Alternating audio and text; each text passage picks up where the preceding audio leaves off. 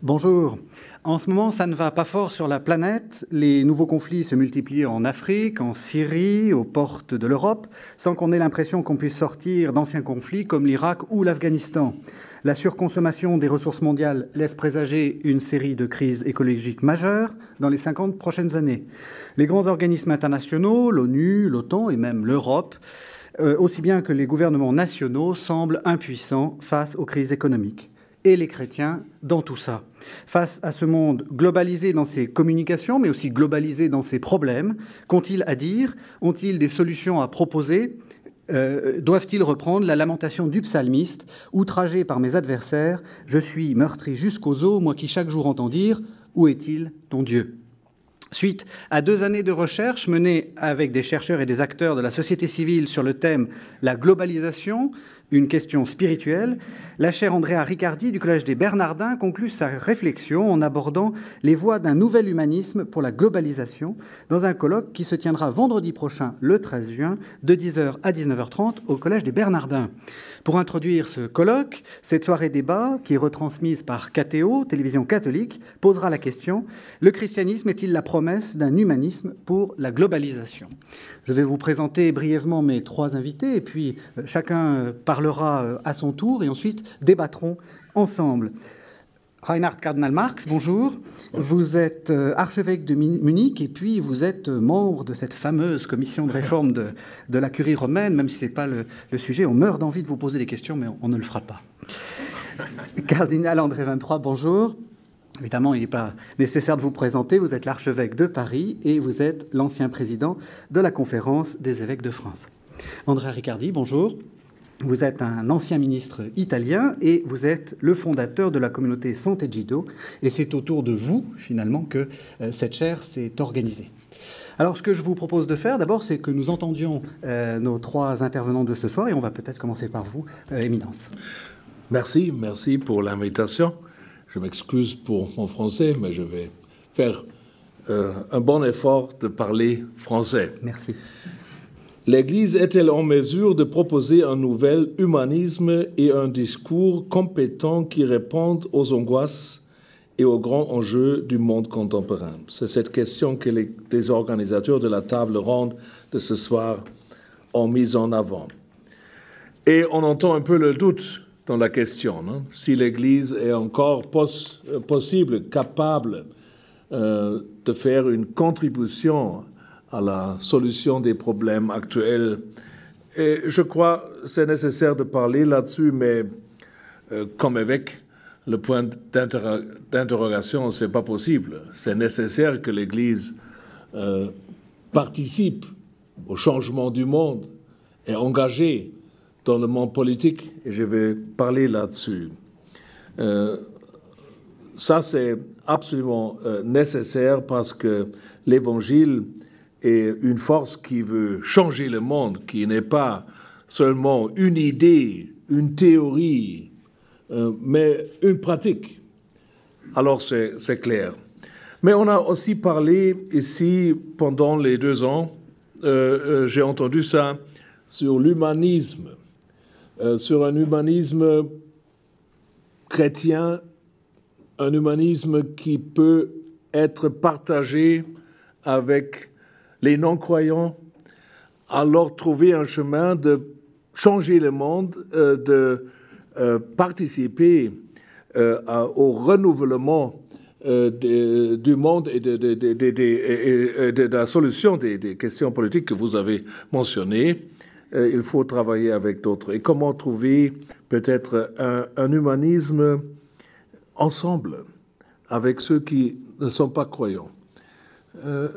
Dans le Concile, c'est très clair, on a mentionné clairement le vrai humanisme, c'est la révélation en Christ.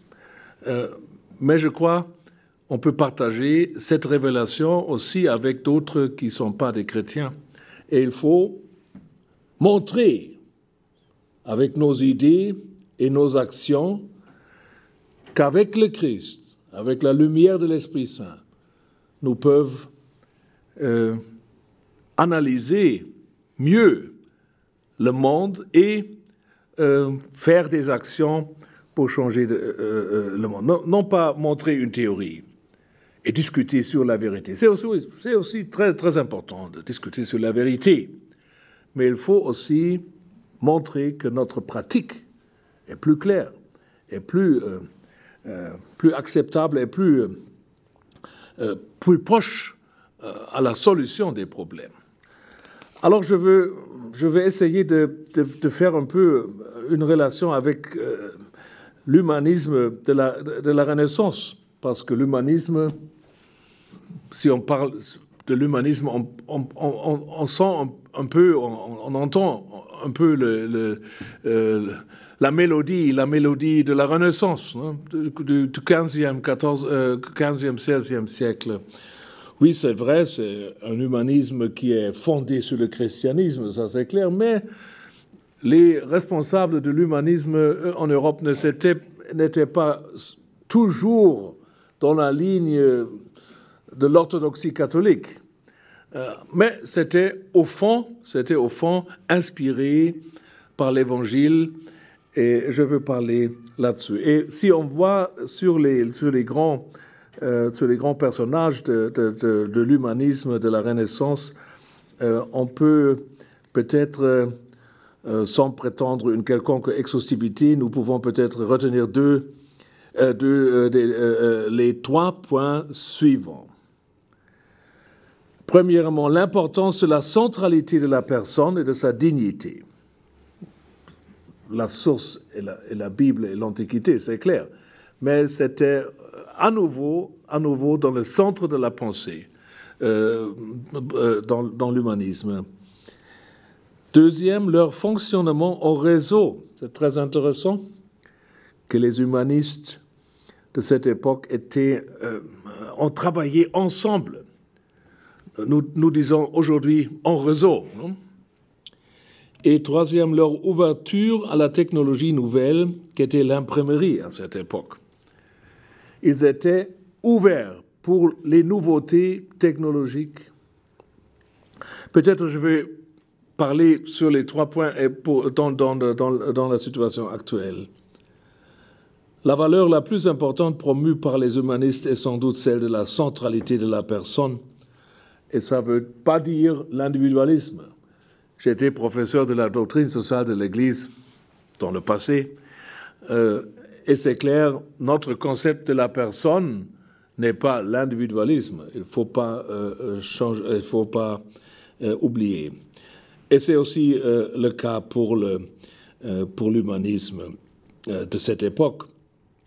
Pour le fonctionnement du vivre ensemble, du vivre en société, il faut des institutions intelligentes et justes, certes, mais les personnes qui les font vivre comptent au même titre. Ça, c'est très important. Le régime politique et économique est une chose, et il doit nous intéresser au premier plan, dans la doctrine sociale de l'Église, par exemple, mais le régime personnel, les vertus et valeurs qui guident nos comportements personnels, c'est l'autre chose. Or, le régime personnel de notre époque semble être gouverné par les 2 paramètres qui sont le pouvoir et l'argent, et sont les mesures de la réussite personnelle. Un humanisme européen, on parle ici dans cette rencontre sur un nouveau humanisme européen qui est un peu enraciné dans l'histoire de l'Europe, doit rétablir cette vérité. Nous ne pouvons construire une Europe et un monde plus juste et fraternel sans reconnaître une dignité inaliénable à chaque personne qui ne peut varier selon l'avancement sur l'échelle de ses paramètres. Le succès d'une vie, l'aboutissement d'une biographie ne peut s'exprimer en recourant au compte bancaire ou à l'étendue du pouvoir politique ou culturel. Un représentant de l'humanisme de cette époque a dit « Il n'y a point de place pour la justice où l'or et l'argent sont en crédit et réputation. » Michel de l'Hôpital, ce grand humaniste du XVIe siècle. B. Notons dans un deuxième temps que les humanistes de la Renaissance ne travaillent pas en solo. On les évoque d'ailleurs souvent en parlant d'eux au pluriel. c'est un travail en réseau, c'est un travail avec des lettres, avec la communication, avec l'échange. Ça, c'est très important aussi aujourd'hui. Si nous voulons trouver un humanisme européen, un humanisme qui fait une contribution pour un monde meilleur, il faut travailler ensemble, en dialogue. Les Européens, même au niveau des élites, ne parlent pas sur les enjeux communs. Ils préfèrent trop souvent parler l'un sur l'autre, mais pas avec l'autre. Oui, les humanistes avaient le latin comme moyen de communication et les lettres. Maintenant, c'est fini avec le latin. C'est l'anglais. Peut-être pour les Français et les Allemands, c'est pas bonne chose, mais c'est la vérité. Il faut se décider, faire un échange, être en communication ou être chez soi. Et ça, c'est très important, je pense aussi, pour le humanisme qui est nécessaire aujourd'hui. Et enfin, le troisième aspect des humanistes, c'est peut-être un peu difficile parce que c'est un peu tradition dans l'Église, peut-être être sceptique sur les nouvelles technologies. Les médias, dangereux. Mais pour un chrétien, je crois, c'est nécessaire d'avoir l'espoir, de organiser les choses, de voir les possibilités des dangers. Il faut voir les dangers, c'est clair, mais user. Ab usus non tollit usum. Un chrétien, je crois, doit être curieux et plein d'espérance. Si nous avons comme chrétiens, comme Église, un humanisme, un engagement qui est défensif, une pensée qui est enracinée seulement à établir les choses autrefois, ça va pas. Alors ça c'est aussi quelque chose pour les nouvelles technologies de communication. Cependant, il me paraît évident qu'un nouvel humanisme européen pour le XXIe siècle ne peut se concevoir dans une opposition aux nouvelles technologies de communication. Nous parlons aussi en Allemagne sur l'affaire Snowden. Tous les problèmes sont là. Mais il faut voir aussi les grandes possibilités d'échange dans ce point. Un deuxième, l'humanisme européen et les grands enjeux mondiaux. Je vois les 10 minutes et je veux seulement mentionner peut-être les trois enjeux qui sont importants. Christine Lagarde qui a mentionné ça il y a quelques semaines. Mais je suis d'accord, ces trois tensions sont l'évolution démographique, la dégradation de l'environnement et l'inégalité croissante des revenus. L'évolution démographique, c'est clair, je laisse, mais c'est vraiment un changement qui est vraiment important pour toute la société. Et la dégradation de l'environnement, c'est la même chose, la question du climat. Nous voulons, comme je suis aussi président de la Commission, nous voulons faire notre plénière ici à Paris l'année prochaine, ici à Paris, pour préparer un peu le sommet du climat qui sera ici à Paris l'année prochaine. Alors, c'est nécessaire que nous parlons là-dessus. Et enfin, une troisième grande tension concerne l'inégalité des revenus. La grande idée du capitalisme mondial était que tout le monde va être plus riche.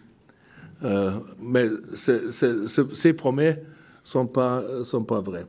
On n'a pas encore traduit le livre de Thomas Piketty de Paris, un économiste de Paris. Maintenant, c'est apparu en anglais. J'ai sur le table en anglais, mais je n'ai pas lu les 800 pages. Mais en somme, c'est la question d'ici, c'est la question de l'inégalité. Et que il faut parler là-dessus sur le plan global. Et c'est vrai que les pauvres et les riches ne sont plus proches, mais plus loin. Et ça, c'est pas acceptable. Un capitalisme comme ça, c'est pas le futur, c'est pas le futur au point de vue humaniste.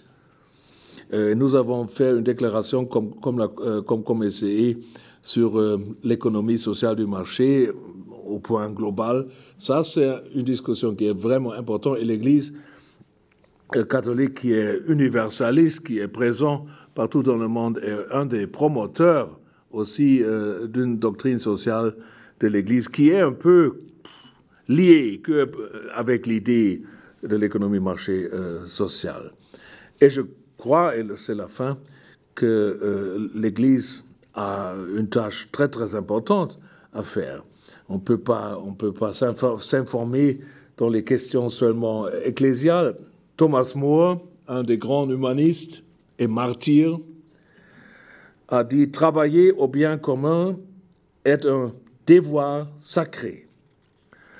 Et ça, je peux souligner. Élargir le dialogue sur les grands enjeux européens et mondiaux, c'est aussi une tâche de l'Église. Et par exemple, Sant'Egidio le fait, et les autres, l'ICSE, les Semaines sociales de France, et les mouvements, c'est possible de travailler sur ces points. Et nous, comme SCE, comme représentants de l'Église au niveau de l'Union européenne, nous avons organisé en 2009 pour la première fois les semaines sociales, une journée sociale pour les catholiques à Gdansk et je crois qu'il faut faire plus dans le sens de communion en Europe avec les catholiques, pas seulement les prêtres, pas seulement les évêques qui sont souvent ensemble à Rome ou partout, mais aussi les laïcs, les autres qui sont nécessaires pour changer le monde politique et le monde de l'économie. Je crois, alors, en somme, c'est possible de réanimer l'humanisme chrétien, mais aussi un humanisme qui est ouvert de travailler avec d'autres. Et je répète, ça serait bien de trouver les enjeux principaux et travailler ensemble dans un monde de la globalisation. Merci.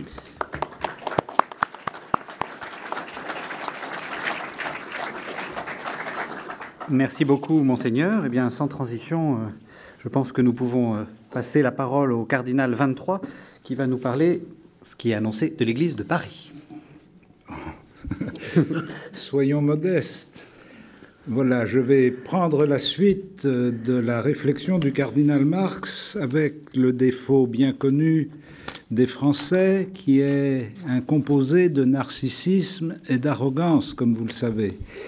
Et donc, nous avons la faiblesse de croire, mais nous ne sommes pas les seuls à le croire, il y en a d'autres qui le croient aussi et qui ne sont pas français, nous avons la faiblesse de croire que la France a vécu cette dynamique depuis la Renaissance d'une façon originale et probablement relativement prophétique par rapport à la globalisation que nous connaissons aujourd'hui.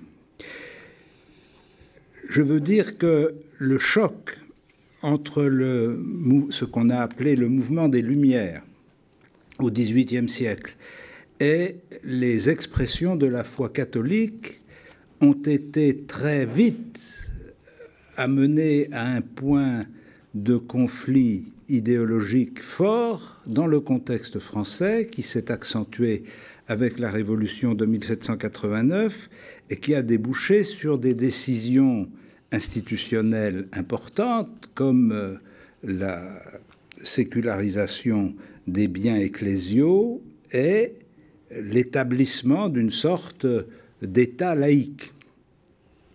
Il a eu ensuite quelques péripéties napoléoniennes, mais la ligne de fond de cette idée qu'il y a dans la gestion de la société et de la réalité humaine un ordre de réalités qui ont leur consistance propre et leur autonomie par rapport à l'expression d'une foi définie. Cette ligne, qui n'a pas été inventée par la Révolution française, mais qui avait déjà une longue tradition parlementaire en France, cette ligne aboutit peu à peu à la constitution d'une sorte d'espace public, d'espace social et d'espace politique qui n'est plus identifié à l'espace ecclésial et qui n'est plus dans la dépendance de la vie ecclésiale. Ce mouvement s'est développé tout au long du XIXe siècle, parallèlement à une grande vitalité de l'Église, c'est-à-dire non pas à un effacement de l'Église, mais à une grande vitalité de l'Église qui a produit des œuvres et des personnalités tout à fait exceptionnelles tout au long du XIXe siècle. Si vous prenez comme point de départ le dénuement extrême de l'Église à la sortie de la Révolution française, je parle d'un dénuement institutionnel, c'est une destruction des structures, du personnel, une disparition des équipements, etc. Et comment, sur cette base infinitésimale, a pu germer une fécondité missionnaire extraordinaire au point qu'au début du XXe siècle, plus de la moitié des missionnaires dans le monde étaient d'origine française. C'est-à-dire qu'il y a eu une sorte d'explosion de la fécondité de l'Église parallèlement à la constitution de plus en plus réfléchie et organisée d'une sphère laïque non ecclésiale qui avait la prétention de gouverner la société. Cette confrontation a pris une forme aiguë à la fin du XIXe siècle par le combat anticlérical et par les lois de séparation entre l'État et les Églises, de telle façon que l'organisation de la vie collective corresponde mieux, ou soit plus en adéquation, avec cette espèce de bipolarité qui s'était installée dans la société, mais qui n'avait pas encore trouvé son expression institutionnelle. La loi de séparation des Églises et de l'État a inscrit dans l'organisation administrative du pays une réalité préexistante qui était, on peut dire d'une certaine façon, si vous n'êtes pas trop pointilleux sur les mots, l'existence d'un divorce de la pensée entre la foi et l'idéologie du progrès, mettons, pour dire les choses de manière caricaturale. C'est dans cette disposition que l'Église en France s'est trouvée au début du XXe siècle et qu'elle a traversé le XXe siècle jusqu'à nos jours. Elle l'a traversé avec la conviction qui s'est un peu quand même, permettez-moi de le dire, un peu forgée dans les tranchées de la Première Guerre mondiale. Cette conviction que les convictions personnelles, les adhésions de foi ou les convictions idéologiques pouvaient coexister dans une action commune dont l'impératif général était reconnu par tous, même si évidemment c'était dans des conditions atroces. Mais comme ça a été très bien remarqué par les historiens, les tranchées de la Première Guerre mondiale ont été un creuset où le monde clérical, entre guillemets, et le monde laïque se sont rencontrés, non pas au niveau d'un échange idéologique, mais au niveau de la vie quotidienne et de l'entraide misérable, jour après jour. Cette confrontation, en même temps que cette complicité vécue, s'est retrouvée au cours de la Deuxième Guerre mondiale d'une façon tout à fait différente, puisque, à ce moment-là,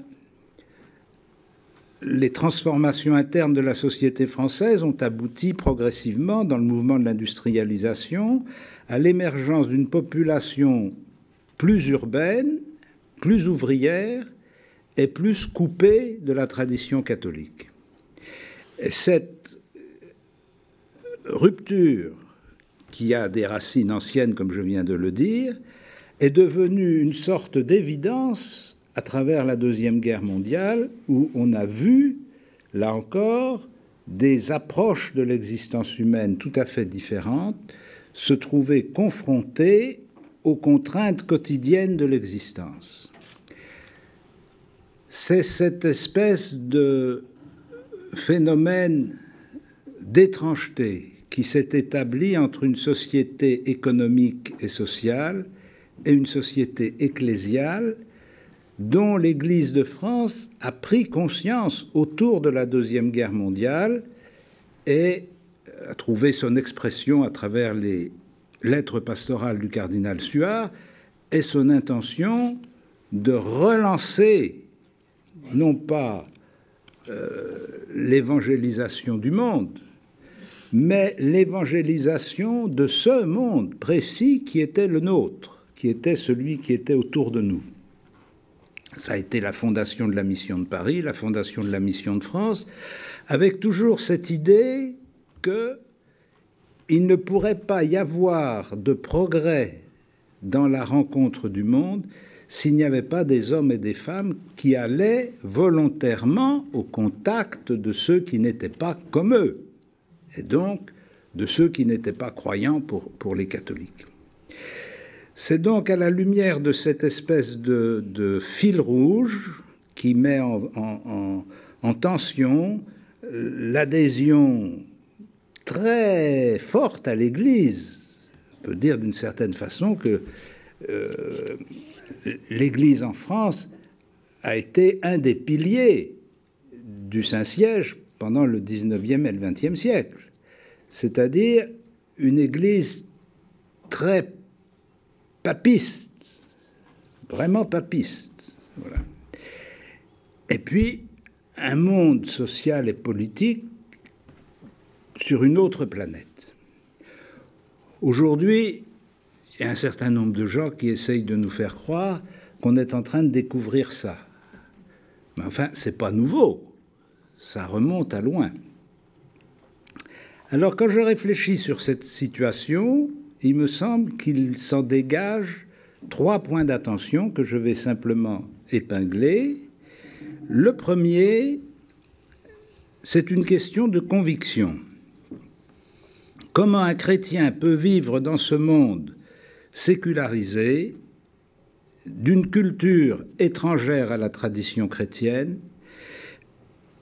souvent d'une ignorance complète par rapport à ces enjeux, rarement d'une hostilité vraiment militante, sauf quelques spécimens pieusement conservés, mais plutôt étranger.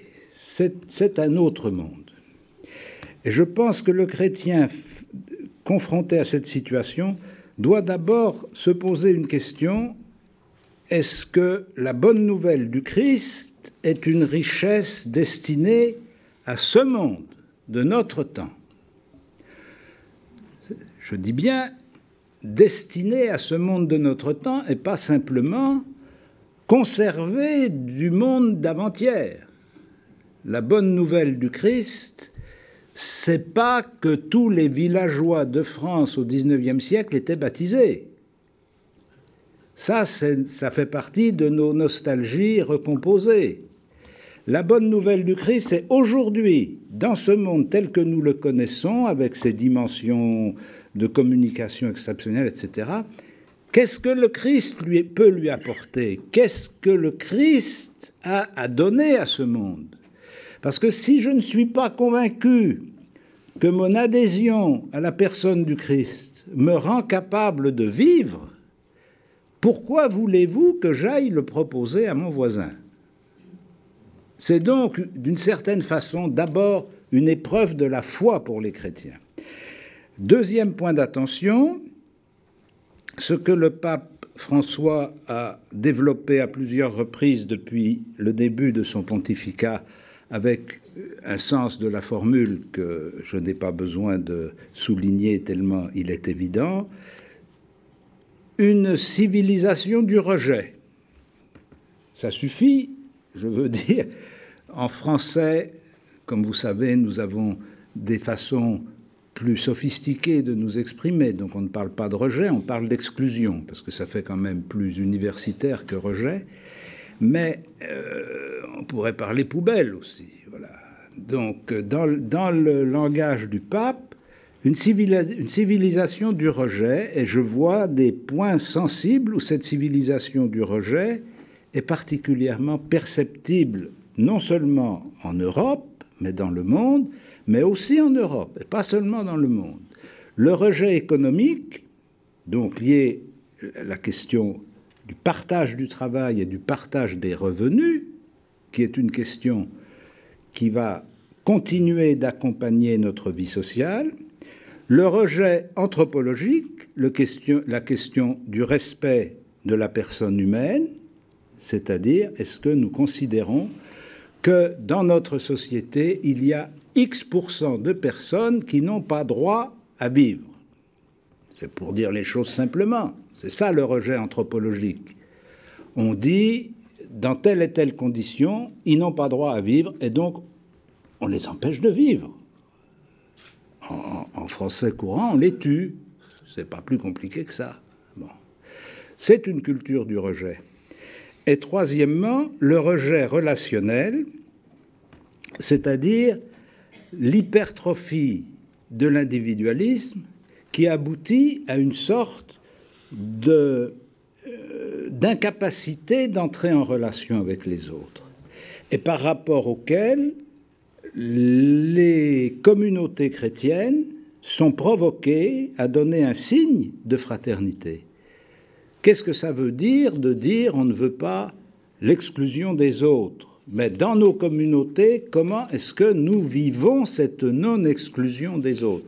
Comment est-ce que nous faisons place à chacun? Comment est-ce que, comme je l'ai vécu encore dimanche dernier, et donc je vous en livre le témoignage tout chaud, dans une paroisse du nord de Paris, une paroisse d'un quartier populaire très sympathique, où 80% des servants d'hôtel étaient noirs. Il faut dire que 60% de l'Assemblée étaient noirs aussi. Et donc je me suis trouvé évêque avec une communauté dont tout le monde dit qu'elle est inassimilable, impossible, machin. Bon, mais enfin là, elle était assimilée. C'était moi qui étais difficile à assimiler. Il fallait que je trouve ma place dans cette communauté. Mais eux, ils n'avaient pas de problème. Ils étaient chez eux. C'est moi qui venais en visite. Bon. Troisième point, l'espérance d'une vie nouvelle. Est-ce que dans le climat qui a déjà été évoqué, qui est le nôtre, qu'on se place par rapport à la France, qu'on se place par rapport à l'Europe, qu'on se place par rapport au monde entier, le sentiment qu'il y a une sorte de main cachée qui trafique les événements du monde et sur laquelle personne n'a de prise. Comment voulez-vous que les gens ne soient pas fatalistes par rapport à la responsabilité politique? Qu'ils votent Pierre, Paul ou Jacques, est-ce qu'ils votent pour quelqu'un qui va retrouver cette main cachée? Ou bien ils votent pour quelqu'un qui ne la voit pas, et donc qui avance les yeux bandés? Donc nous avons une question. Est-ce qu'il y a un avenir? Ou bien on est en train de fermer? Alors la fermeture des magasins, ça peut prendre un certain temps. Ça peut durer 1 siècle, 2 siècles, peu importe. Mais on est en train de fermer la boutique, il n'y a plus rien derrière. Si c'est ça, comme disait le prophète, mangeons et buvons, car demain nous mourrons. Ce que pensent beaucoup de gens et ce qu'ils font. La question, c'est est-ce que nous sommes témoins d'autre chose? Est-ce que nous sommes témoins d'un certain modèle humain par rapport aux contraintes économiques? Est-ce que nous sommes témoins d'un projet politique qui tienne compte des enjeux communs et pas simplement des enjeux particuliers, c'est-à-dire d'un pouvoir politique qui ne se décide pas en fonction de la pression des groupes particuliers, mais qui se décide en fonction du projet commun qu'il nourrit pour l'ensemble. Est-ce que nous sommes porteurs d'une vision de l'homme qui inclut une responsabilité et donc des devoirs, ou bien est-ce que nous sommes seulement porteurs d'une vision de l'homme qui concerne les droits acquis, auxquels il ne faut jamais toucher, puisqu'ils dureront bien aussi longtemps que nous. C'est ça, une vie sans espérance. Cachez votre or parce que vous en aurez besoin. Mais ne pensez pas que votre or pourrait servir à construire quelque chose de neuf. Voilà un ensemble de questions que je me pose et qui ne solutionnent pas grand-chose, monsieur le professeur. Merci, Éminence. Eh bien,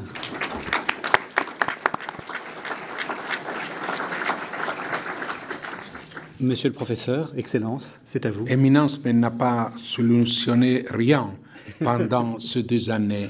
Et on ne voulait pas solutionner rien, mais on voulait seulement ouvrir des horizons. C'est-à-dire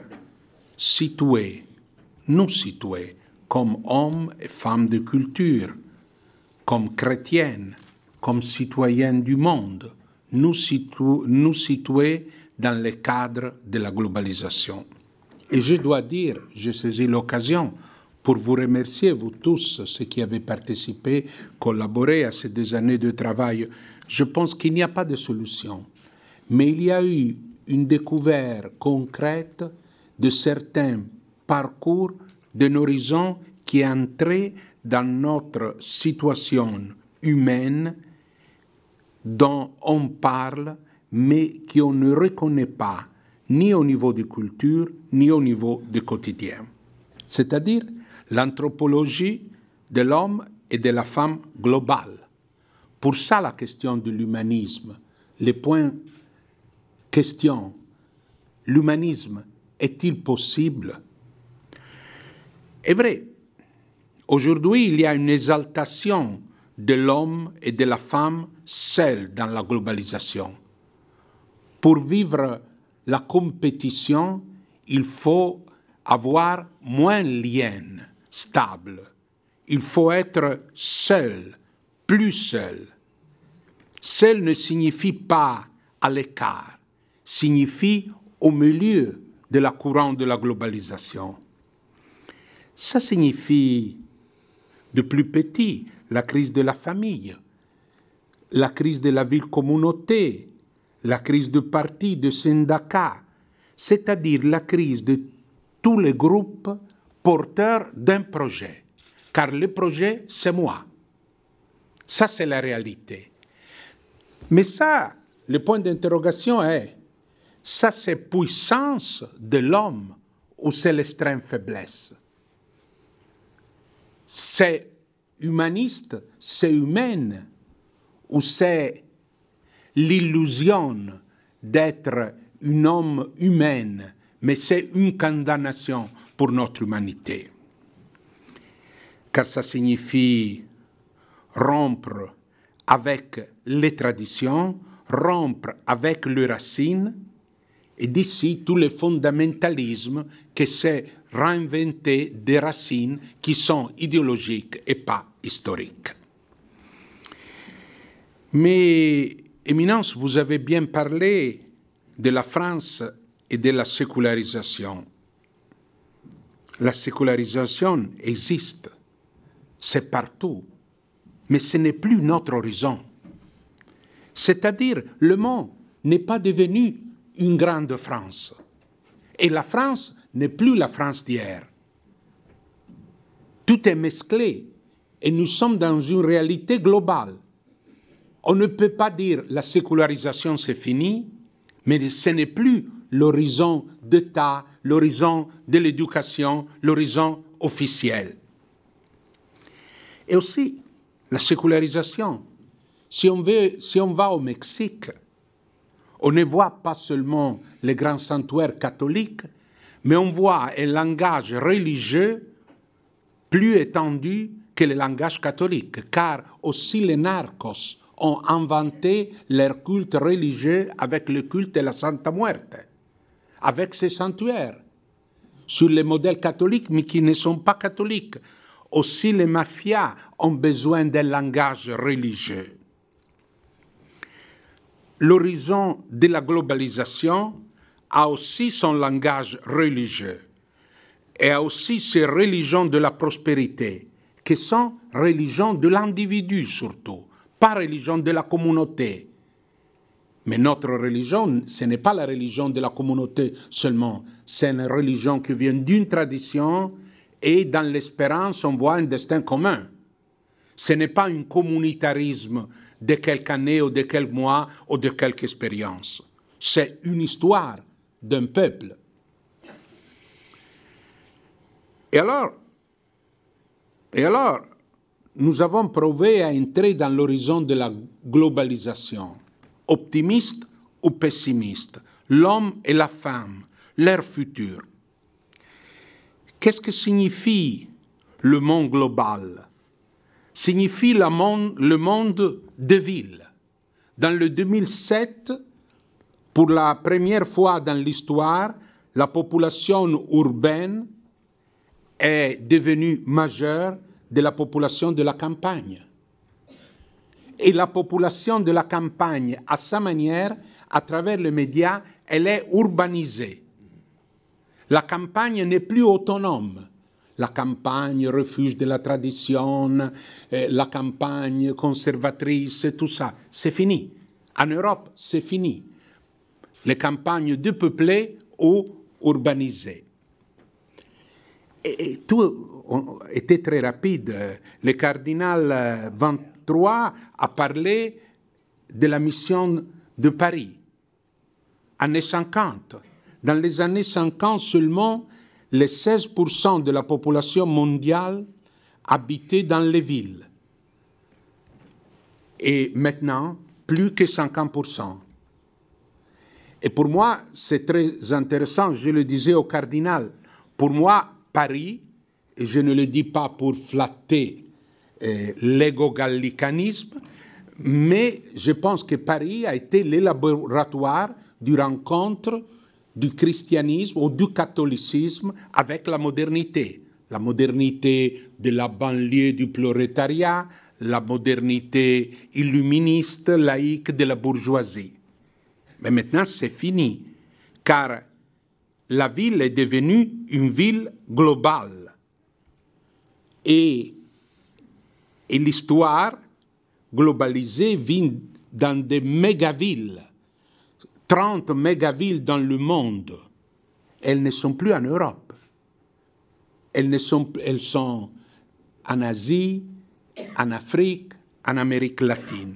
Et je pense qu'on comprend mieux Pape François en pensant à cet horizon global de la mégaville. Et alors, devant ce discours, quoi faire?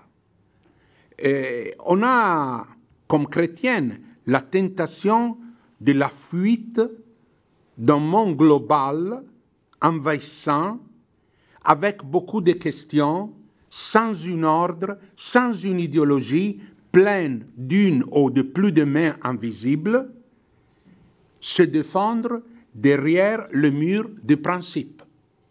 C'est-à-dire commencer à dire nous et dire les autres. Prier pour eux, espérer qu'ils se sauvent, avoir pitié pour les autres ou, franchement, les ignorer. Vivre en ignorant les autres. Mais les autres ne sont pas les autres.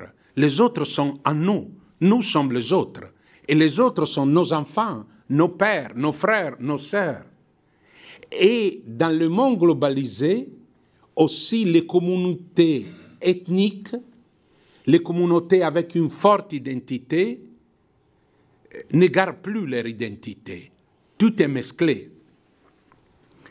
Alors, je crois je ne veux pas faire un discours dramatique, mais quelquefois, dramatiser, c'est poser la question, car dans cette réalité, nous sommes toujours en confrontation avec des questions moyennes, mais les grandes questions restent un peu au-delà. On n'a jamais du temps pour faire ça. On n'a plus le temps pour faire des projets, pour cultiver des visions. Et je cite souvent ce vers de Karol Wojtyla, le monde souffre surtout par manque de vision. Et selon moi, c'est notre grand problème aujourd'hui, le manque de vision. Alors, Jean-Paul Sartre, après-guerre, a publié ce petit livre, L'existentialisme est un humanisme, sans point d'interrogation. C'était dogmatique. Est un humanisme. La question que nous nous posons ici, et que je trouve très importante, est si le christianisme peut être un humanisme dans ce monde globalisé, pas un humanisme confessionnel, pas un humanisme fermé, mais une sémence d'humanisme, ou Olivier Clément aurait dit un théohumanisme, un humanisme en tant que vécu, pensé par les croyants. Alors, je pense que le christianisme est une ressource d'humanité dans le cadre de nos villes, de nos pays. Ressource d'humanité en tant que christianisme vécu. C'est-à-dire, il y a l'importance de l'expérience d'un peuple chrétien qui vit. Quelquefois, ce peuple n'a pas les mots, mais il vit, et il vit au milieu d'autres. Et tous les jours, il se confronte avec les raisons, le sentiment surtout des autres. Et je crois que notre christianisme a la tentation de se renfermer, mais aussi, comme le cardinal Marx a dit, c'est un christianisme curieux, curieux de l'humain de l'autre. Si on vit dans nos communautés, on trouve des expériences, des parcours, un goût de l'autre. Et ça, c'est ce christianisme que c'est le fils du Vatican II. Avec ses excès, ses ingénuités, ses ambiguïtés, mais c'est un christianisme qui est le fils du Vatican II. Et Paul VI disait dans Ecclesiam Suam, l'Église se fait colloque. Et c'est vrai. Nous sommes, je crois, comme Église, la seule association qui passe la moitié de son temps en réunion, se réunir. Et maintenant, dans ce monde globalisé, plein de vitesse, les réunions, s'il y en a, sont très pratiques, très ciblées. Et alors, le christianisme, ressource d'humanité comme christianisme vécu. Mais ça ne suffit pas, c'est vrai. On se rappelle les discours de Jean-Paul II à l'UNESCO, c'est-à-dire comment ce vécu devienne un christianisme, un humanisme pensé, dialoguant, ouvert en échange. Et ici, je veux faire hommage à la fin de mon expérience à cette réalité du collège de Bernardin, car je ne suis arrivé à la fin de la complexité des différents, Monseigneur Beau, parcours de recherches, de rencontres, mais je crois qu'on a besoin de lieux intermédiaires entre les cultures, les pensées et nos expériences, c'est-à-dire le christianisme vécu dans nos communautés. Et aussi, nos communautés sont, je me rappelle les premiers temps de Sant'Egidio, quand on disait communauté, on disait moi, vous, et pas les autres. Et maintenant, on voit que nos communautés sont communautés avec une identité mais tellement ouverte, les croyants à sa manière, les croyants proches, moins proches, les non-croyants. Il y a toute une complexité du vécu chrétien sans frontières. Mais la question, le christianisme, ressource d'humanité, vécu, pensée, est un humanisme. Je crois qu'au point de vue culturel, au point de vue du vécu, pour moi, c'est clair, dans la vie quotidienne. On le voit que les chrétiens sont une ressource d'humanité dans la vie quotidienne. Mais au point de vue culturel, tout est plus complexe. C'est-à-dire, nous sommes dans cette foulée des spécialisations du savoir. Et la spécialisation du savoir, aussi dans les matières, dans les disciplines humanistiques, n'est pas humanisme. C'est-à-dire, l'humanisme, à sa manière, a besoin d'une vision globale, d'être holistique, de mettre ensemble. Dans nos milieux universitaires, on a discuté pour des années d'interdisciplinarité, mais ça c'est très important pour faire des projets et pour avoir de l'argent du ministère, du Conseil national de la recherche et de l'Europe. C'est-à-dire mettre ensemble une historienne, un ingénieur et un architecte. Mais l'histoire de notre savoir, savant, universitaire, scientifique, c'est une histoire d'incommunicabilité et de divergence. Et ça, selon moi, c'est l'autre défi cardinal Marx pour réanimer l'humanisme. C'est donner voix au vécu, mais aussi dialoguer avec la complexité des savoirs, la variété de savoirs. Et il faut redevenir un peu plus encyclopédique. Nous sommes devenus tous des spécialistes ignorants. Et vous avez fait un plaidoyer pour l'anglais. Je crois que ce n'est pas trop diplomatique de le faire ici, à Paris, mais quand même, on est devenu très ouvert en France. Et je veux faire un plaidoyer pour être moins spécialiste ignorant et plus pour utiliser les mots de Paul VI, expert d'humanité. Alors, Éminence, pas de réponse, mais de nouveaux problèmes. Merci.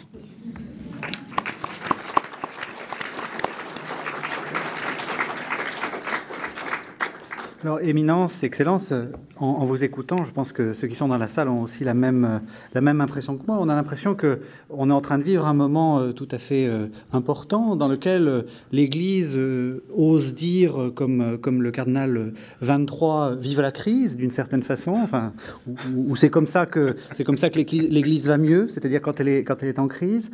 J'ai entendu aussi qu'il fallait rompre ou disons se distinguer du capitalisme et puis de la richesse, alors que l'Église, on le sait, a quand même bien soutenu les puissances de richesse. Vous nous dites il faut être encyclopédique, il faut dialoguer. Est-ce que vous pourriez nous dire ce qui s'est passé, ce qui pour vous est le point qui justifie ce changement finalement de discours, ou si vous ne trouvez qu'il n'y a pas de changement de discours? Changement de discours. Il y en a car la musique a changé. Et alors il faut aussi changer le mot, je crois. Et la musique est sonnée par domaine invisible et par nomen. Et il faut trouver les nouveaux mots ou les anciens mots par mettre dans le spartito, comme on dit spartito, dans la personne de la musique, je crois. Vous avez dit il faut se distancier, enfin, avec le capitalisme, les inégalités. Je pense que c'est nécessaire que l'Église accepte l'état séculaire. C'est un progrès. Comment expliquer? L'Ancien Testament a la vision que le peuple de Dieu peut vivre intégralement toutes les réalités de la vie, inclut l'économie. Comme étudiant, j'étais toujours un peu étonné sur l'importance du livre Léviticus et toutes les choses, toutes les lois. C'est fini, c'est fini, c'est fini. Mais j'ai trouvé l'idée. L'idée, c'était, dans ce pays, on va montrer à tout le monde comment la vie va. La vie personnelle, la vie économique, la vie politique, la vie culturelle. Et ça, c'est pas possible. C'est pas possible. Jésus s'est décidé de finir cette vision. Et c'était une vision forte. Et c'est encore là.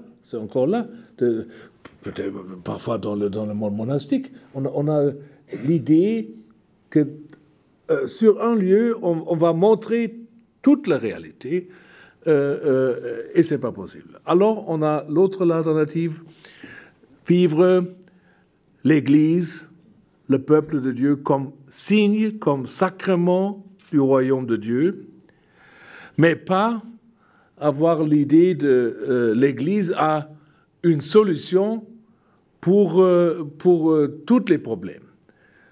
Accepter que le monde, comme il est, et c'est nécessaire de changer, d'avoir, avec les principes de la justice, de la personnalité, et tout ça, mais accepter que le monde va disparaître. Comme ça, c'est pas la fin. Alors, c'est un peu la difficulté, et par exemple, le capitalisme, c'est clair, on peut voir les résultats. C'est pas acceptable, on va changer. C'était la doctrine sociale de l'Église au XIXe siècle. On a dit si on va bâtir une société seulement sur le profit, sur l'argent, c'est pas possible. Alors ça, c'est clair pour moi. Et le pape l'a dit, mais pas seulement le pape François. C'était la grande tradition. Et penser le capitalisme, c'est pas le mot dernier. Pour construire une société. Et c'est un problème, et je crois que l'Église a la tâche d'être la voie et pousser les gens de changer cela. Mais il faut diviser un peu les deux choses. Le monde, l'État, c'est la tâche pour les chrétiens de bâtir une société plus juste, meilleur, mais pas parfait. Et d'être dans la vie personnelle et dans la vie de l'Église, dans la vie sacramentelle, le signe, la vision, le prophétisme d'un autre monde, qui est au-delà de. Alors, les deux choses, je pense, c'est très... Et l'Église doit accepter que la sécularisation n'est pas un événement contre l'Église. C'est dans la ligne de la Bible, la désacralisation de l'État et tout ça. C'est nécessaire. Pour l'Église, c'est nécessaire que l'Église n'est pas l'État et l'État n'est pas l'Église. Ce sont des paroles fortes. Monseigneur 23, est-ce que vous diriez aussi que, comme je vous l'ai fait dire, que la crise, ça fait du bien de temps en temps à l'Église? La crise est toujours, quand j'étais ordonné, on a dit l'Église est en crise. Je suis ordonné 35 ans maintenant. On parlait de la crise toujours. Mais je n'avais pas pensé que la priorité était la crise de l'Église. J'avais pensé que la priorité, c'était la crise du monde. Parce que la crise de l'Église, c'est finalement assez anecdotique. Je veux dire, pour ceux qui sont dehors, ça ne les intéresse pas. Et pour ceux qui sont dedans, ils savent qu'il y a une solution. Alors, on peut toujours se faire des drames artificiels, mais la crise de l'Église, je veux dire que c'est à peu près comme quand le pape Benoît XVI s'est retiré, on m'a dit c'est dramatique, c'est la fin du monde. Je dis non, pas du tout, il va y avoir un autre pape, c'est tout, c'est pas plus compliqué que ça. Hein, et 18 mois après, on s'aperçoit qu'il y a un autre pape et que le pape précédent vit toujours dans le calme et qu'il ne vient pas faire des défilés sous les fenêtres de son successeur, etc. Bon, tout ça, c'est pas la crise. La crise, c'est la crise de l'homme, c'est la crise de la société, c'est la crise du monde. Et cette crise du monde, elle est une sorte d'ébranlement qui fait apparaître, c'est l'apocalypse, ça fait apparaître quelque chose qu'on ne voit pas habituellement. Par exemple, il y a des choses qui tiennent dans la crise, puis il y a des choses qui s'écroulent. Voilà. Et nous, notre problème, c'est comment, devant cette crise du monde qui prend des formes successives au cours de l'histoire et qui se présente de différentes manières, est-ce que notre foi nous aide à reconnaître les morceaux qui tiennent et à reconnaître les morceaux qui s'écroulent? Voilà. Et donc, je pense que la première chose qui est peut-être la plus difficile dans l'intelligence et l'application du Concile Vatican II, c'est de retrouver, et ça demande c'est pas un exercice que je recommande à tous les catholiques, parce que pour le coup c'est un exercice pour spécialistes ignorants, c'est de retrouver les fondements théologiques de la vision du Concile, c'est-à-dire comment est-ce que nous inscrivons notre expérience du monde, non pas par rapport aux critères d'évaluation de la société, mais par rapport à une vision théologale qui part de Dieu et qui va à Dieu, voilà, et dans laquelle l'ensemble du réel, ce que nous voyons, ce que nous vivons, ce que nous expérimentons, prend un sens particulier. Et c'est ça qui est le cœur de notre valeur ajoutée dans la société. C'est-à-dire, valeur ajoutée, on n'a pas de solution aux problèmes sociopolitiques, tout ça. Enfin, il y en a qui croient qu'ils en ont, mais c'est pas grave, ça leur passe. Mais on n'a pas ces solutions-là. Mais par contre, on a une clé d'intelligence, c'est-à-dire on sait le prix de la vie humaine. On sait à quel point Dieu a aimé l'humanité. Et c'est cette clé qui nous permet de déchiffrer ce qui reste mystérieux dans l'histoire des hommes et d'aller appuyer là où ça peut être utile, où c'est nécessaire. Voilà. C'est assez encourageant, mais ça demande beaucoup de modestie. Mais, Éminence, les chrétiens d'autrefois étaient capables de faire cette analyse nécessaire? Je ne suis pas toujours sûr, parce que je pense, par exemple, la Première Guerre mondiale. J'ai lu les textes des évêques allemands au commencement de la guerre. Et je crois que les lettres des évêques de France, c'est pareil peut-être. Et je me dis, c'est pas possible. C'est pas possible sur un continent qui doit être évangélisé. C'est pas encore fait. L'évangélisation, c'est pas encore fait. Et la crise était aussi là. Je cite aussi très souvent une phrase de votre prédécesseur, le cardinal Lustiger. Je peux pas traduire en français. Le christianisme en Europe est den Kinderschuhen, c'est dans les premier âge. Il y a un premier âge, non? C'était toujours une citation que j'ai répétée très souvent. Alors, non, c'est pas une différence, mais parfois nous avons l'idée, le continent, l'Europe, était christianisé, et maintenant ça change. Non. Je veux seulement souligner que c'est parfois, je rencontre les idées comme ça. Non? Oui. Alors, nous voyons notre présence comme un déclin et seulement décadence. Et si je vois les 2 guerres mondiales, j'ai dit, maintenant, la situation est meilleure. Absolument.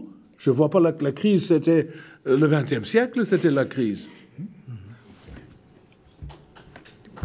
Non, mais d'accord sur l'Europe. Le père Mien, ce grand spirituel russe, disait le christianisme ne fait pas que commencer. Mais aussi sur le mot crise. Nous parlons toujours de la crise de l'Église. Il y a un demi-siècle qu'on parle de la crise de l'Église comme une nouveauté. Mais l'Église est crise.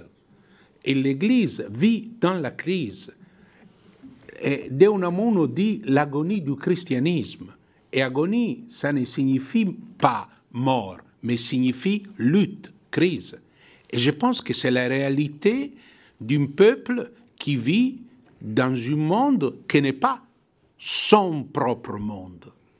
La crise serait finie si l'État et l'Église seraient la même chose. Mais pendant le Concile Vatican II, il y avait un petit cercle, avant, dans la préparation, un petit cercle de discussion où le cardinal Ottaviani soutenait que l'État devait être catholique. Il y avait à côté de lui le cardinal Montini qui n'osait pas intervenir et il stimulait un évêque d'Alep, grec catholique, disait intervenez vous, Éminence, Monseigneur Edelby, un grand évêque, il a dit, Éminence, ce que vous dites sur l'État catholique, c'est très beau. Mais ça est possible seulement dans les royaumes des cieux et dans l'État du Vatican. À vous la question, c'est le deuxième, c'est possible. Alors, je dis que la crise, c'est la vie, mais la crise, c'est l'histoire. La crise, c'est aussi l'histoire. Et ça, c'est l'autre idée que je porte à moi. Le monde global, c'est un monde qui est en train de supprimer l'histoire. C'est-à-dire, nous avons vécu les mythes de la libération du prolétariat, dernièrement, le dernier mythe, mondialisation financière, vous l'avez dit, prospérité pour tout le monde, démocratie partout. Ce n'est pas vrai. Et maintenant, nous sommes sans une projection historique. Et pour l'homme seul, la vie, il n'y a histoire. La vie redevient circulaire. Nous sommes un peu comme des bouddhistes, c'est-à-dire une vie circulaire. Mais le christianisme, à sa manière, en passant à travers l'Église, c'est histoire. Fait l'histoire. Vous avez dit, Éminence, le passage entre Benoît XVI et Pape François. Ben, c'est un moment historique, mais ce n'est pas seulement un moment, une période. Nous avons vécu la crise, les démissions, les doutes, l'espérance, la renaissance. C'est un peuple qui a vécu une année ensemble, avec un sentiment que quelque chose changeait. Oui. Alors, voilà, moi je voudrais vous dire quelque chose de ce que vous avez évoqué, n'est-ce pas, la globalisation économique, vous avez évoqué le prolétariat comme j'allais dire, des utopies intermédiaires. Oui. En ce moment, c'est l'environnement et le climat qui servent d'utopie intermédiaire. Ça ne veut pas dire que ça marchera mieux que les autres précédentes. Donc, ça veut dire que la question, c'est quel est le questionnement qui va toucher réellement à l'histoire, qui va changer quelque chose. Et ce qui est, alors, pour moi, une grande question, parce que la laïcité du monde, Dieu pouvait la réaliser en se tenant à distance, comme certaines interprétations juives de la création consistent à dire qu'il s'est retiré et il a laissé le monde à son gouvernement. Voilà. Bon. Et la question, c'est qu'il est venu dedans. C'est-à-dire qu'il n'est pas resté dans l'empire des cieux à regarder comment les hommes se débrouillaient sur la terre, mais il a envoyé son fils. Et avec alors, c'est là qu'est le nœud de l'histoire, parce que en même temps que le Fils vient, il vient pour dire « je ne vais pas faire un royaume sur la terre ». Mais il vient quand même sur la terre. Oui, c'est le problème. Et il va changer quelque chose au royaume. Pas aussi vite que les disciples avaient pensé, mais enfin, il n'est pas venu simplement pour guérir un paralytique ou un aveugle. Il est venu pour inaugurer un monde nouveau. Et nous, on est la semence de ce monde nouveau. Et on ne peut pas se contenter de dire on a deux univers autonomes l'un par rapport à l'autre. Nous, on développe notre modélisation dans un laboratoire à l'abri, pendant que le monde se dispute. Et quand ils auront fini de se disputer, s'ils viennent regarder chez nous, on va leur sortir nos modèles et ils vont comprendre que c'était là qu'était la vérité. On est obligé de vivre nos modèles dedans, dans l'histoire humaine, avec les gens qui n'y croient pas. C'est quand même ça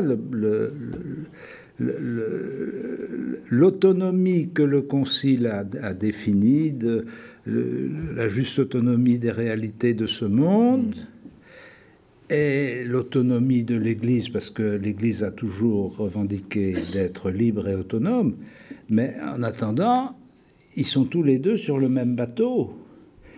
Et c'est là qu'on n'est pas simplement dans une relation d'attestation mutuelle, mais dans une relation où il y a des collaborations, il y a des gens qui font des choses ensemble. Et si on ne fait pas des choses ensemble, le monde ne change pas. Enfin, il me semble. Hein. Non, je suis d'accord.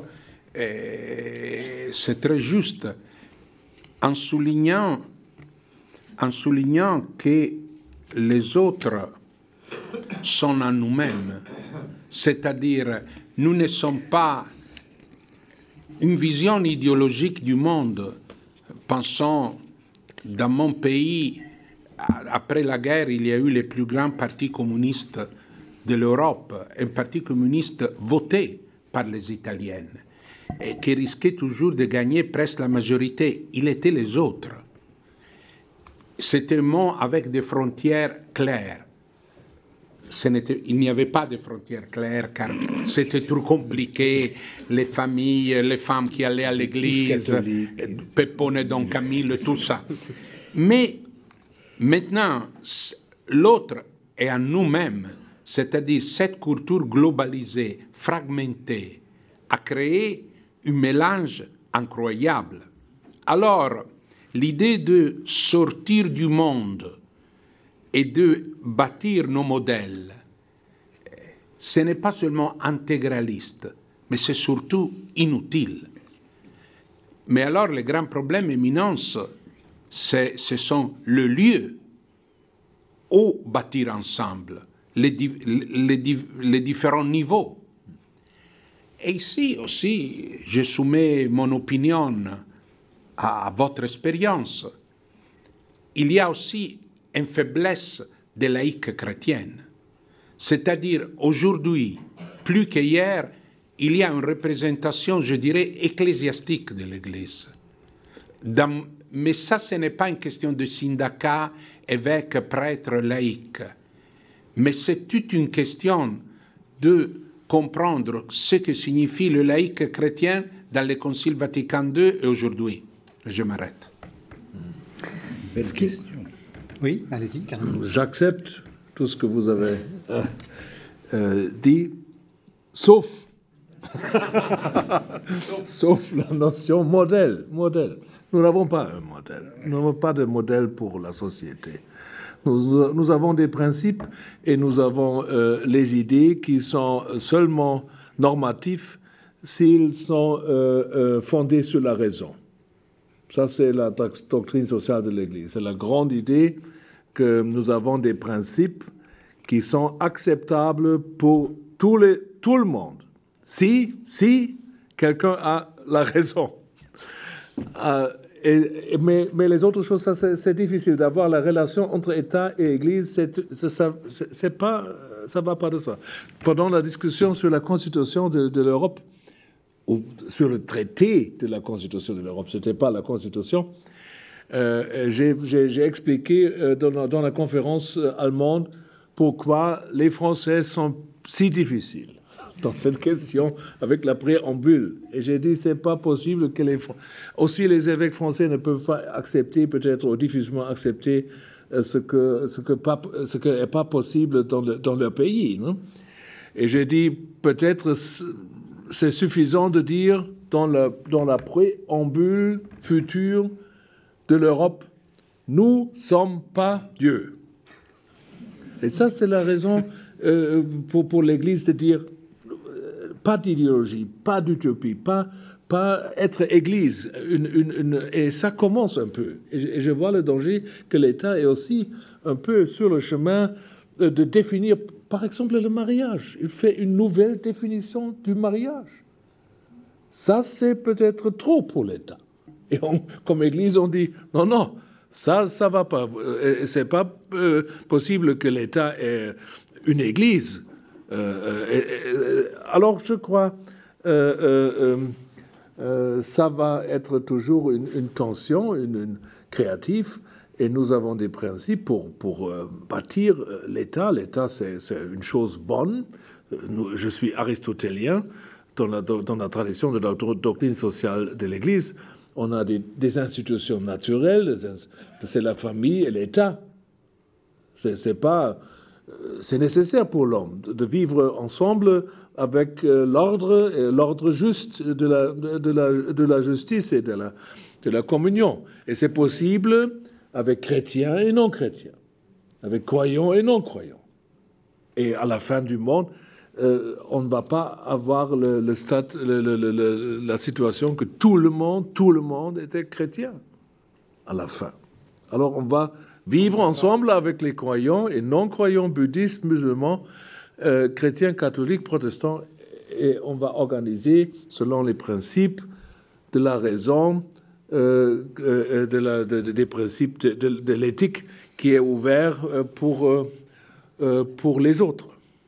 La deuxième chose qui m'a frappé en vous écoutant tous les trois, c'est que tous les trois, vous avez un peu critiqué l'individualisme, tout en disant non, nous ne critiquons pas, nous faisons bon, mais vous avez quand même dit que c'était pas bien.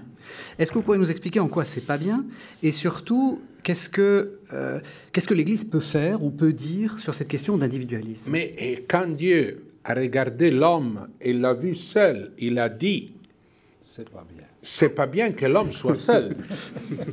Nous sommes, ça c'est la première, pour moi, si je devais faire un catéchisme, pour moi c'était le premier point.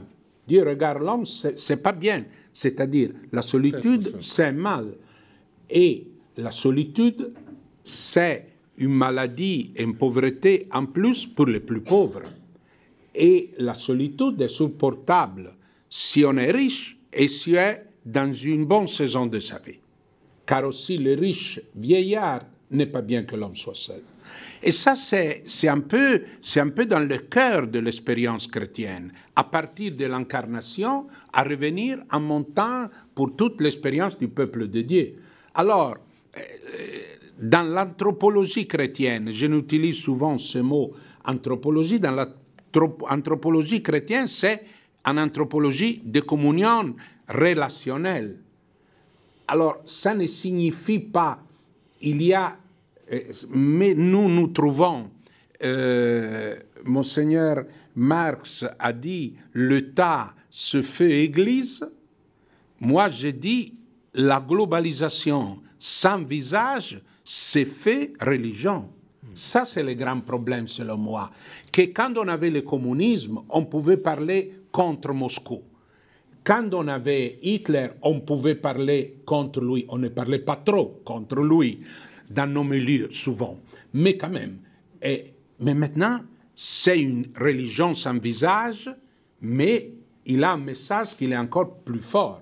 Et le message, c'est, j'utilise ce mot, l'évangile de vivre pour soi-même. Jésus sur la croix quelle est la proposition de ce monde, sauf toi-même, si tu es le Fils de Dieu. Si je peux ajouter, le cardinal Marx, un homme de doctrine sociale de l'Église, insiste beaucoup sur l'État. Mais je dirais, pauvre État d'aujourd'hui, l'État existe, mais il existe d'une manière minimaliste. Quand l'État n'a plus d'argent, car Michel Camdessus le sait mieux que moi, un État qui peut donner de l'argent, c'est un État fort. Mais un État qui ne donne plus d'argent, c'est un État qui a une autorité réduite. Alors, le grand problème aujourd'hui aussi, comme chrétienne, je ne veux pas dire c'est aider l'État, mais dire quel État nous voulons. Nous voyons l'extension d'un État comme religion, c'est-à-dire le mariage, redéfinition d'un État éthique. Mais nous voyons un État affaibli dans la société. Le problème de nos villes, le problème de banlieue, le problème de l'école, ça c'est dramatique, je pense. Alors nous ne pouvons plus parler d'État aujourd'hui comme on parlait dans les années 50 ou dans les années 30. Je dirais,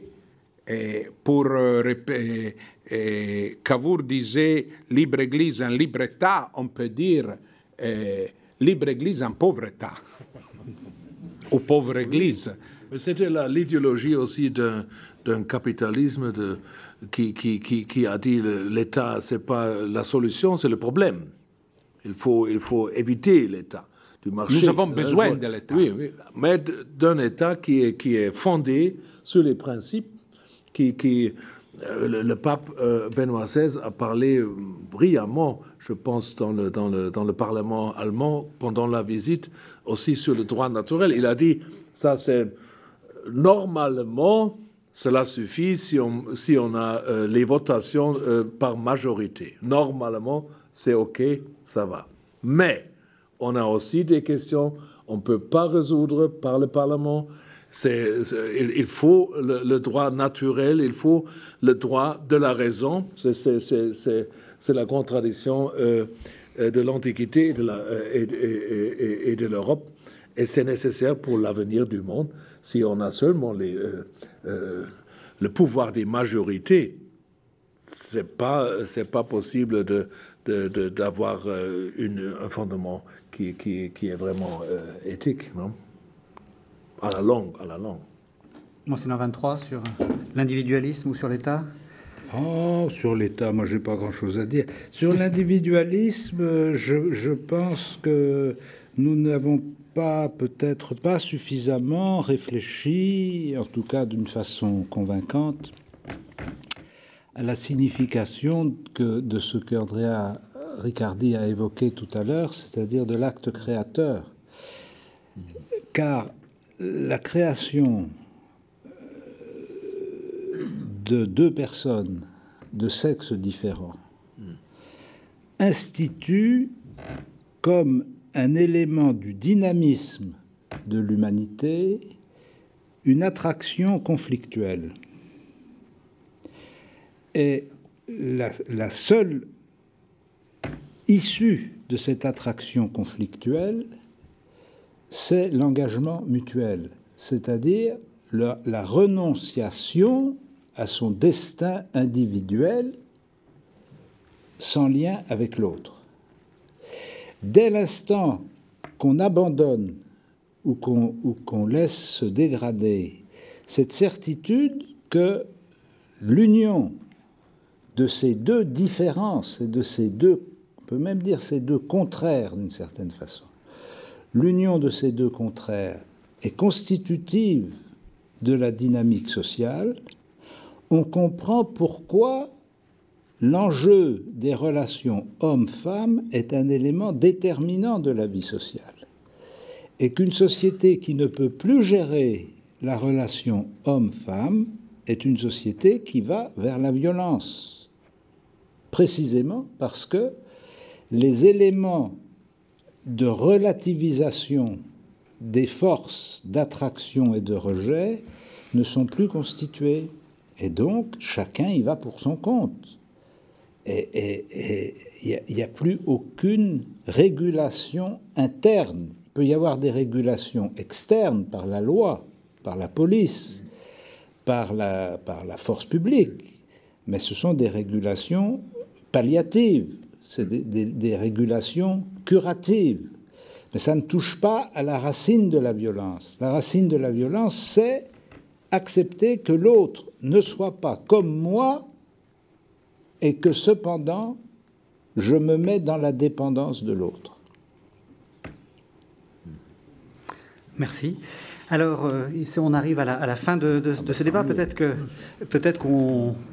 Monsieur Riccardi, peut-être que vous pourriez, puisque c'était votre chair, enfin, c'est vous qui avez initié tout ça, quel est l'enseignement, brièvement, hein, malheureusement, on arrive vraiment à la fin, quel serait l'enseignement que vous retenez de ces 2 ans de travail au Bernardin? Mais on aurait besoin au moins d'une demi-heure. Alors vous le faites en 4 minutes. Moi, je dis, on a découvert que le monde est encore plus complexe et individuel, mais on n'a pas perdu l'espérance. On n'a pas perdu l'espérance. Ça va. Merci. Donc merci à nos intervenants. Donc je rappelle que cette table ronde était en fait une préparation à un colloque qui se tiendra, vous me confirmerez, vendredi prochain, le 13 juin, de 10h à 19h30 au Collège des Bernardins. Merci d'avoir écouté cette conférence. Merci aux téléspectateurs de KTO de nous avoir suivis. On peut peut-être applaudir nos conférenciers.